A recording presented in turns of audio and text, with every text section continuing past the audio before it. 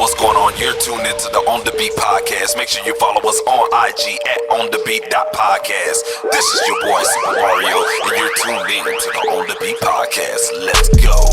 Yeah, you on the beat, talking on the beat, learning on the beat, watching on the beat. Get your skills up, won't you listen up? Yeah, you tuned in live, yeah, you on the beat. The beat podcast. On the beat podcast. On the beat podcast. On the beat podcast. Yo, what's going on, man? This is your boy Supa Mario on the Beat podcast. I have a very special guest with me, Mr. D. Dot. What's going on with you, man? What's up, man? Glad to be here.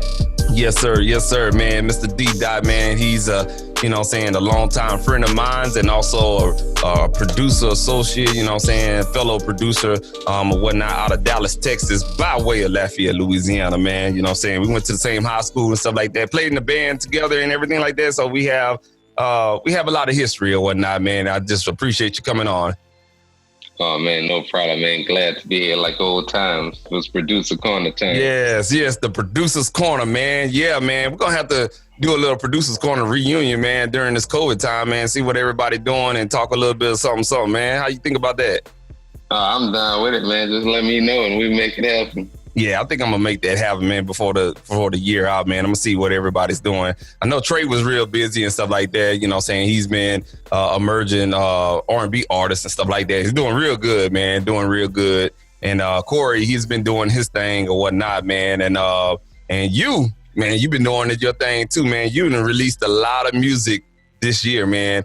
And that's part of our topic, what we're going to talk about, man, for, up and coming artists going into year 2021, man, how you guys can put out your music real, super easy. And I have D-Dot here to help me discuss that topic because, I like to call him the music business guru or whatnot, man, but he definitely, knows a lot about that. And he's going to help me co-sign, or should I say, driving the passenger seat with me on, driving this topic with you guys today, man. So you ready to get up in here, D-Dot? Let's do this. All right, cool deal, man. So today's topic, we want to talk about, strategies on you, the up-and-coming artist, to release your music on digital streaming platforms. And there's different strategies on doing it or whatnot. But, you may find yourself, you got all these songs that you got ideas for. You're going to, utilize these songs or whatnot. And, you see a lot of people doing the Spotify stuff and, Apple Music, Tidal, YouTube Music, Amazon Music, you name it. There's a lot of different streaming companies out there. You're trying to figure out how this is going to happen. And, one thing is once the song is out there and you distribute it, anything can happen because we're living in a viral age right now over the internet. Won't you agree, D-Dot? Yeah, that's why a lot of times you may see some posts from me saying your music ain't gonna do yourself any justice by staying on your computer. And, guys just need to take a chance and get their music out there. And, for every one person that might not like it, you might meet 2 or 3 that do like it. So, take a chance. It might take you a while to develop, but you'll get there. That's it, man. That's it. And, D-Dot, man, there's also some benefits and some challenges when releasing songs right now in this current time. The good news is that right now, anyone can just go out there and release a single and do pretty good off of it because of the attention span to the mobile device or to the internet per se, And that can always work for you as well. But the bad side of that is that, everyone's dropping singles right now if they're available to do so. And, so don't really kind of expect a lot of people to, flock to your song because everybody's kind of doing it all at the same time, So you have to come up with different strategies in doing so. So that's why we're talking about that tonight. So we're going to move on and things to consider, about your release single. And I'm going to have D-Dot kind of, agree with me or put in whatever knowledge that he has as well. When you're putting a release out and everything like that, you need to kind of think about, different strategies to attract your listeners, encourage streams, and also drive downloads as well. Oh, God. Jackson, close the door. Close the door. Sorry about that, y'all. I have my 3-year-old. Close the door. Thank you. My 3-year-old want a photo bomb right there. But yeah, you know what I'm saying? You got to come up with a strategy to release your single, you know what I'm saying, for as attracting your listener, encouraging streams, and also driving those downloads. And last but not least, you know what I'm saying, how can this song help you, you know what I'm saying, get to your next level for your music career? So a lot of people are starting out some season in there. So you really have to strategically think about your songs. Like, okay, what's the song that's going to be trendy? Is this something, a new sound? Or, you know what I'm saying, I get the hottest feature or the hottest producer, you know what I'm saying? Elaborate on that, D-Dot. Kind of give me your thoughts on that particular, you know what I'm saying, single strategy for us doing that. Yeah, it's kind of ironic that, you know, this is the first topic because, you know, over the course of the time I've been releasing music since 2011, but ironically, it wasn't even till 2020 that I actually released just a single. Everything I released initially before was just made up of like mixtapes and albums and, you know, all the streaming platforms, just a full project. I actually did a single for the song Every Day that I did in July. And it was kind of interesting because I was trying out a new platform for one in the BeatStars distribution. Okay. But then two, it did really well, I thought, because one of my overall big picture strategies this year was to consistently release music. And I think like what's been happening is a lot of people have been kind of, what I've done is I've kind of gotten people to more so look for something new, you know, if not every other month, every couple of months. Right. And it's gradually gotten bigger and bigger from like February on to now. And, you know, you talk about like, I went anywhere from before I started doing this, I was lucky to get 10 streams in a week sometimes. Yeah. But now it's kind of like I get anywhere from 3, 4. I think I did 500, the most probably that I've ever done in a week's time. And a lot of that really is just being consistent and giving your audience something to expect from you every couple of months.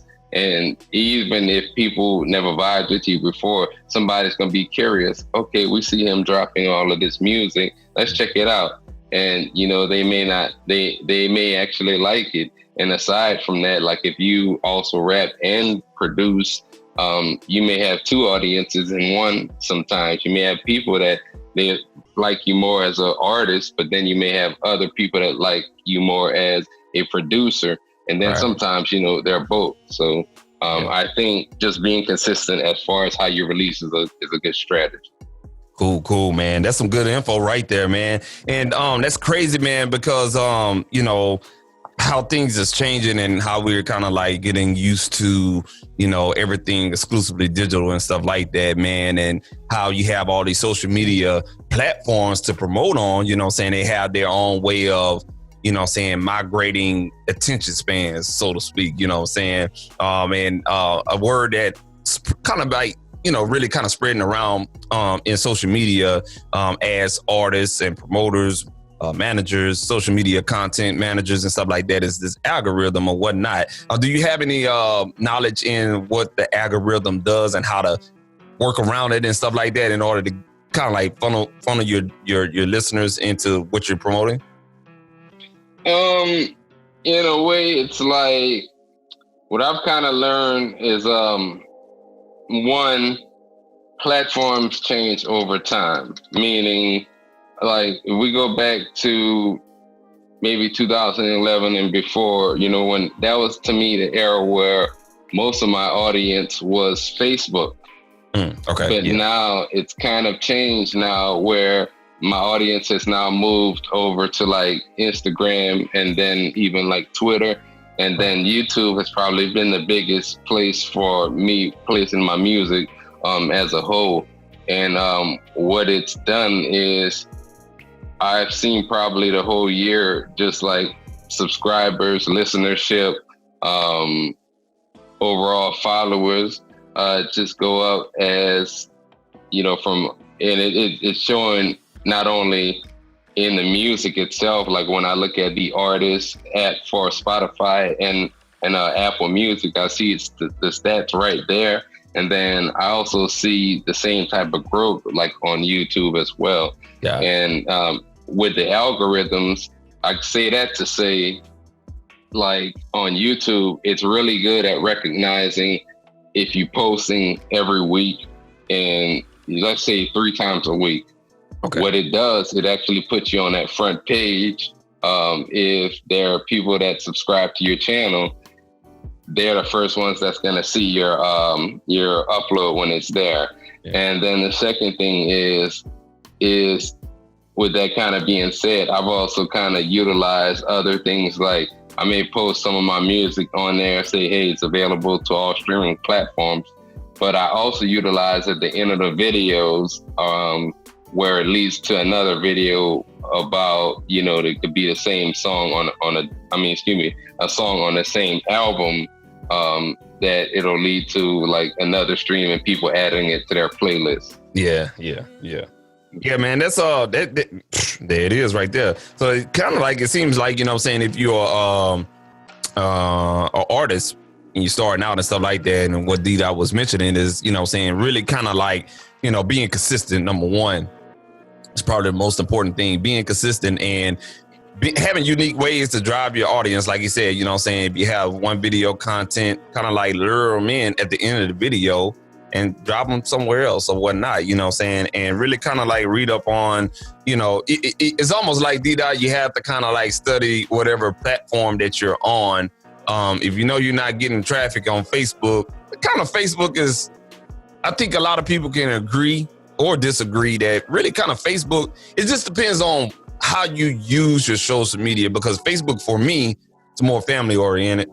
Instagram is more business for me.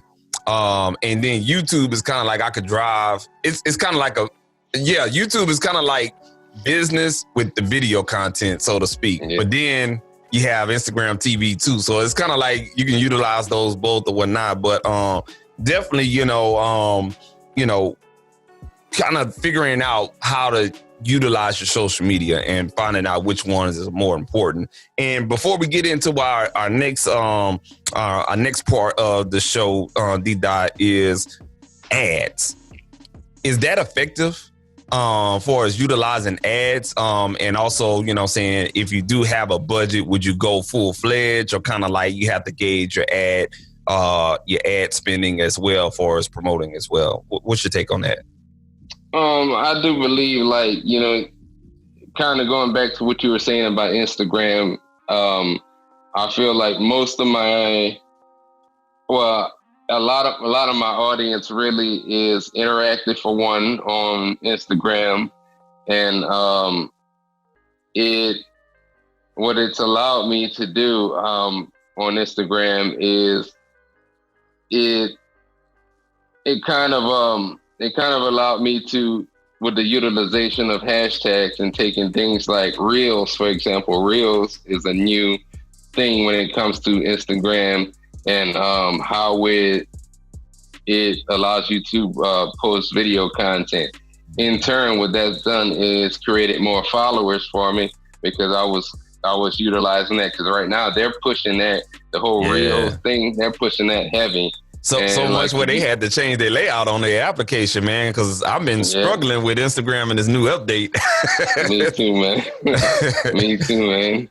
And it's allowed me to gain more followers. Okay. And at the same time, those followers, a lot of them have also interacted, because I've done a good job of like placement as far as I've seen yours as well. The Linktree. Oh, yeah. Oh, boy, that's life-saving, man.